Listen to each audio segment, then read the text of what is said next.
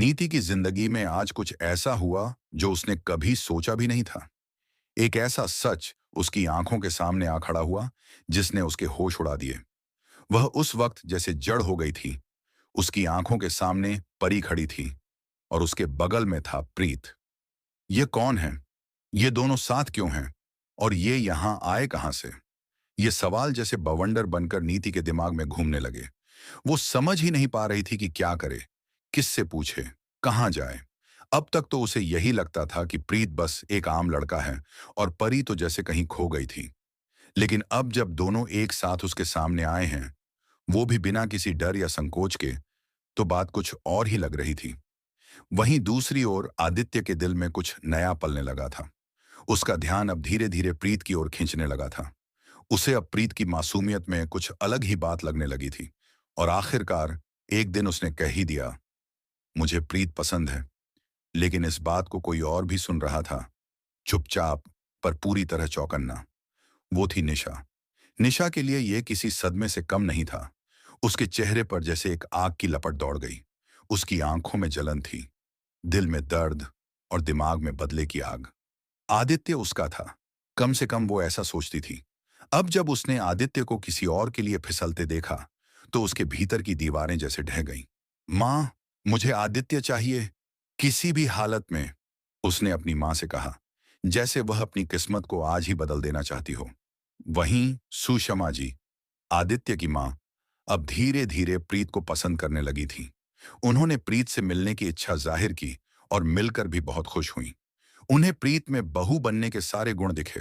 अब वे चाहती थीं कि जल्दी से जल्दी सगाई की रस्में शुरू की जाएं। और इस बार आदित्य की रजामंदी भी उनके साथ थी। लेकिन उधर नीति का दिमाग अब भी सवालों की भूल भुलैया में उलझा हुआ था। क्या वाकई वो परी ही थी? और प्रीत कौन है उसके साथ? नीति अब यह मानने को तैयार नहीं थी कि जो उसने देखा वह सिर्फ कोई सपना या भ्रम था। नहीं, कुछ तो जरूर है इन दोनों में जो अब सामने आने वाला है। और सच में अब धीरे धीरे सब कुछ सामने आने भी लगा। परी की यादें लौट रही थीं, कभी किसी बिखरे टुकड़े की तरह, तो कभी किसी धुंधली छाया की तरह।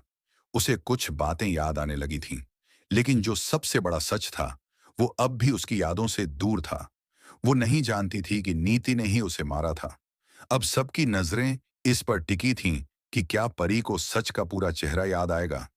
क्या वो संजू तक पहुंच पाएगी, उस शख्स तक जो उसकी जिंदगी का सबसे बड़ा सच है। वहीं नीति अब एक और बड़ी लड़ाई के लिए तैयार हो चुकी थी। वो किसी भी कीमत पर यह सगाई प्रीत और आदित्य की या नहीं होने देगी।